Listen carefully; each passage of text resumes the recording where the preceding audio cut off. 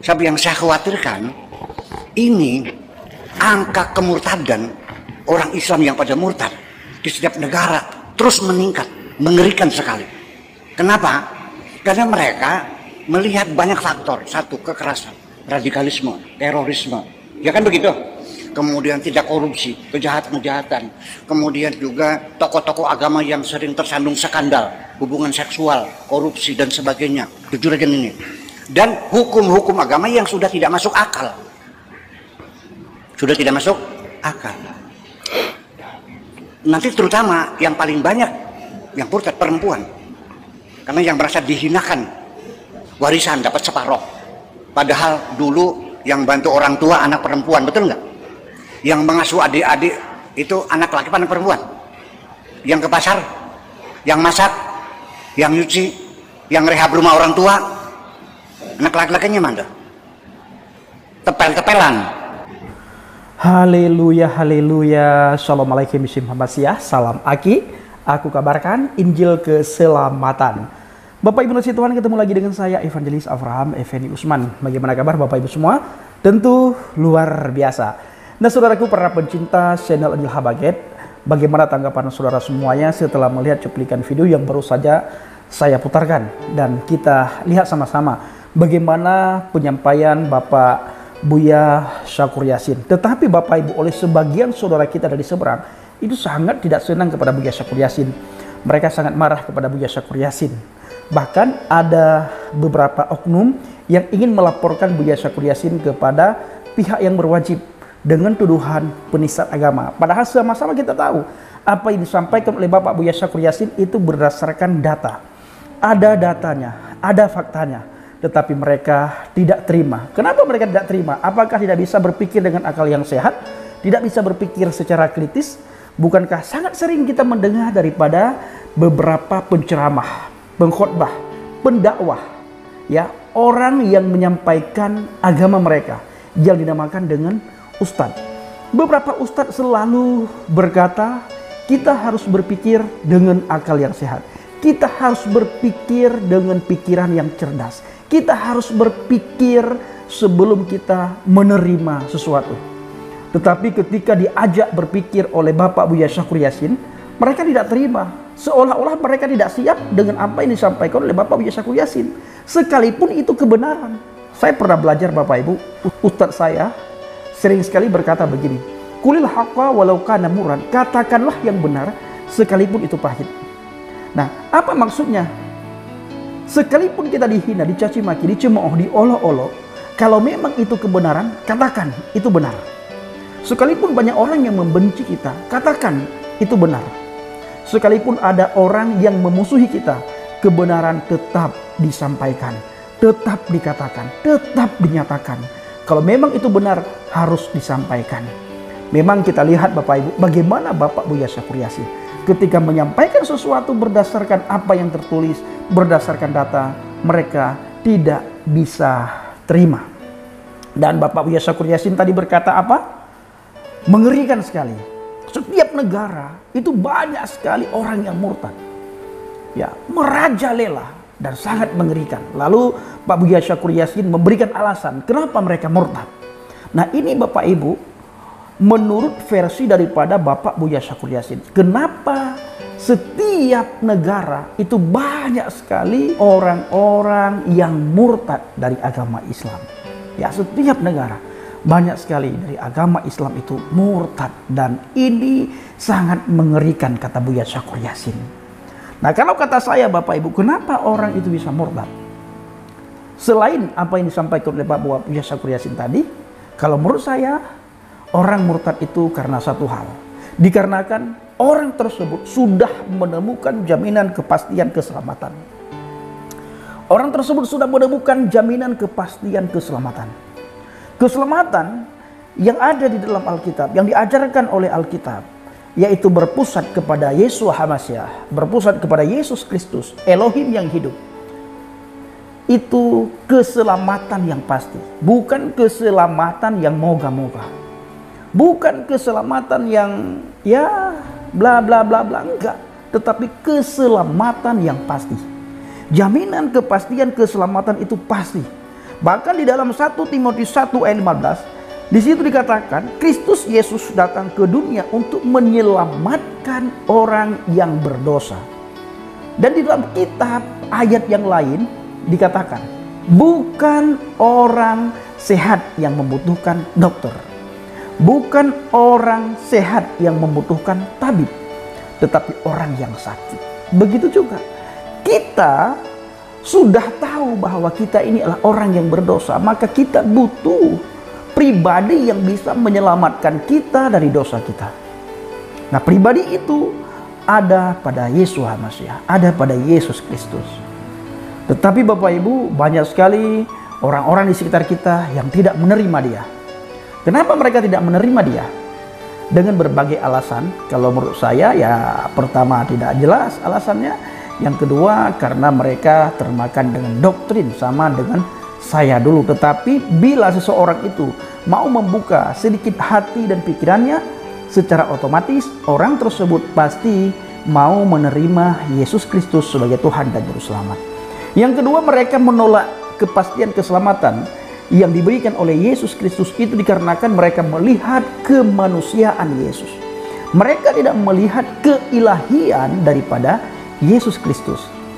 Ya, apa yang dilakukan oleh Yesus itu adalah hal-hal atau perkara-perkara yang dilakukan hanya bisa dilakukan oleh Tuhan itu sendiri. Lalu siapa Yesus?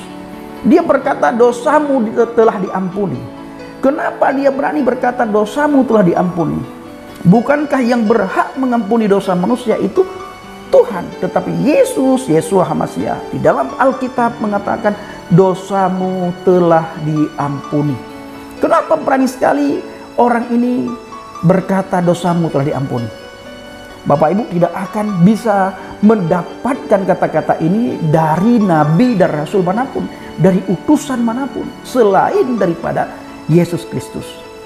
Maka kalau kita lihat juga di ayat yang lain di dalam Alkitab Bapak Ibu, hanya Yesus yang berani berkata, akulah Alfa dan Omega. Itu tertulis dalam kitab Wahyu. Aku adalah yang awal dan yang akhir. Alif wa Taw kalau bahasa Ibrani. Kalau bahasa Arab, awwalu wal akhiru. Yang awal dan yang akhir. Hanya Dia, tidak ada yang lain. Nah, oleh karena itu Bapak Ibu dikasih Tuhan, itu adalah versi saya. Ketika seseorang menemukan jaminan kepastian keselamatan, dan orang itu mau membukakan sedikit hati dan pikirannya, dan pasti orang tersebut berani mengambil keputusan harus meninggalkan iman agama yang dia anut selama ini. Dan orang itu akan menuju kepada kepastian keselamatan yang kekal yang diberikan oleh Yesus HaMasyiah, oleh Yesus Kristus. Ini jelas sekali tertulis di dalam Alkitab. Ya, Yohanes 3 ayat 17 dan ayat 18. Sebab Elohim mengutus anaknya ke dalam dunia ini bukan untuk menghakimi dunia, melainkan untuk menyelamatkannya oleh Dia. Barang siapa percaya kepadanya, ia tidak akan dihukum. Barang siapa tidak percaya, ia telah berada di bawah hukuman, sebab ia tidak percaya dalam nama Anak Tunggal Elohim. Nah, dua ayat ini merujuk kepada pribadi Yesus Kristus. Siapapun kita yang tidak percaya, beriman, bertakwa, menerima Dia sebagai Tuhan dan Juru Selamat, kita semua berada di bawah hukuman. Kenapa? Karena kita tidak percaya di dalam nama Anak Tunggal Elohim. Jadi saudaraku yang dikasihi Tuhan, para pencinta channel Injil Habaget, setiap orang diberi keyakinan dan kepastian tentang Injil keselamatan. Ia telah menjanjikan kelepasan dari penindasan dosa dan kematian roh. Suatu harapan yang sangat bagus dan tidak perlu orang bersangsi, ragu dengan kata-kata, ya akan diselamatkan, ya mudah-mudahan saya akan diselamatkan, ya moga-moga saya diselamatkan. Tetapi pasti diselamatkan karena memang anugerah Elohim, bukan karena pahala atau amal perbuatan kita, bukan amal kebaikan kita, bukan pahala kita, tetapi karena anugerah yang diberikan oleh Elohim itu sendiri melalui pribadi Yesus HaMasyiah, pribadi Yesus Kristus. Satu hal yang sangat penting yang perlu kita catat semuanya, bahwa berkat keselamatan itu tidak akan datang ke atas seseorang manusia, melainkan hanya melalui Yesus HaMasyiah, seorang manusia ilahi yang bebas dari dosa keturunan Adam, juga dia bebas dari dosa perbuatan, yaitu baik dosa karena harta maupun dosa karena tahta. Jauh lagi dari dosa karena wanita. Ya. Jadi saudaraku dikasih Tuhan, inilah sebabnya maka Tuhan mengilhamkan kepada Rasul Petrus untuk mengatakan tentang Yeshua HaMasyiah. Di dalam Kisah 4 ayat 12, dan keselamatan tidak ada di dalam siapapun juga selain di dalam Dia, Yesus Kristus. Sebab di bawah kolong langit ini tidak ada nama lain yang diberikan kepada manusia yang olehnya kita dapat diselamatkan. Karena itu kepastian untuk kita dapat menerima berkat keselamatan hidup kekal yang mulia, kesempatan itu hanya terbuka dalam Yeshua HaMasyiah, Juru Selamat kita umat manusia. Bapak Ibu dikasihi Tuhan, para pencinta Syinet Jelah Baget, Yesus sendiri berkata kepada kita semuanya, Dia datang untuk menyelamatkan orang-orang yang berdosa. Bukan orang sehat yang membutuhkan tabib, bukan orang sehat yang membutuhkan dokter, tetapi orang sakit. Begitu juga saudaraku, orang benar dia tidak akan membutuhkan Yesus. Dia tidak akan membutuhkan Yesus Kristus, Yeshua HaMasyiah sebagai Tuhan dan Juru Selamat. Ya, tetapi kita bisa lihat tidak ada satu manusia pun di bawah kolong langit ini yang benar. Tetapi banyak manusia yang kita jumpai, yang kita lihat di bawah kolong langit ini adalah manusia-manusia yang merasa dirinya benar. Bukan manusia yang benar. Karena pada dasarnya, pada hakikatnya tidak ada satu manusia pun yang benar di muka bumi ini kecuali manusia Yesus Kristus. Ya, manusia Yesus Kristus. Karena manusia Yesus lahir ke muka bumi ini, lahir ke dunia ini bukan seperti lahirnya kita. Karena dia dikandung oleh kuasa Ruh Kudus, oleh Roh Kudus. Nah, di dalam iman percaya yang lama dikatakan Isa fa innahu ruhullah wa kalimatu. Isa ini sesungguhnya roh Allah dan kalamnya Allah. Nah, ini harus direnungkan ya. Nah, siapa Isa itu? Lalu kalau saudara bertanya kepada saya, apakah Bang Pendi, Isa dan Yesus itu sama atau berbeda? Ya, sangat berbeda Bapak Ibu. Lalu kenapa Bang Pendi berkata Isa Al-Masih fa innahu ruhullah wa kalimatu? Itu menurut iman percaya saudara kita dari seberang, untuk mengajak mereka berpikir siapa Isa. Kenapa Isa ini dikatakan ruhullah wa kalimatullah? Siapa Isa? Rohnya Allah dan kalamnya Allah. Nah, nanti kalau mereka bisa berpikir, mereka akan menemukan jawabannya Bapak Ibu. Bukankah kita diberikan akal dan pikiran oleh Tuhan untuk berpikir? Maka dikatakan fakir qabla an ta'zima, berpikirlah sebelum engkau berbuat. Begitu juga, berpikirlah sebelum kita menerima segala sesuatu. Berpikirlah sebelum kita beriman dan percaya terhadap segala sesuatu. Jangan kita beriman, kita beragama karena ikut-ikutan, atau karena keluarga kah, atau karena orang tua, atau karena kita lahir dari agama tersebut sehingga kita menjadi pengikut agama itu. Seandainya kita lahir dari orang tua yang punya kepercayaan adalah kepercayaan Bahai, ya kemungkinan kita juga akan menjadi pengikut Bahai. Nah, tetapi kita diberikan akal dan pikiran oleh Tuhan untuk berpikir. Makanya selalu dikatakan fakir. Berpikirlah. Fakir qabla an ta'zima, berpikirlah sebelum engkau berbuat. Ditambah lagi kita harus berpikir sebelum kita meninggalkan dunia ini. Ya, kalau sudah kita meninggalkan dunia ini sudah terlambat kita berpikir. Maka sebelum kita meninggalkan dunia ini berpikirlah dengan benar, berpikirlah dengan baik. Di dalam Injil Yohanes 5 ayat 24 dikatakan, Aku berkata kepadamu, sesungguhnya barang siapa mendengar perkataanku dan percaya kepada Dia yang mengutus aku, ia mempunyai hidup yang kekal dan tidak turut dihukum, sebab ia sudah pindah dari dalam maut ke dalam hidup.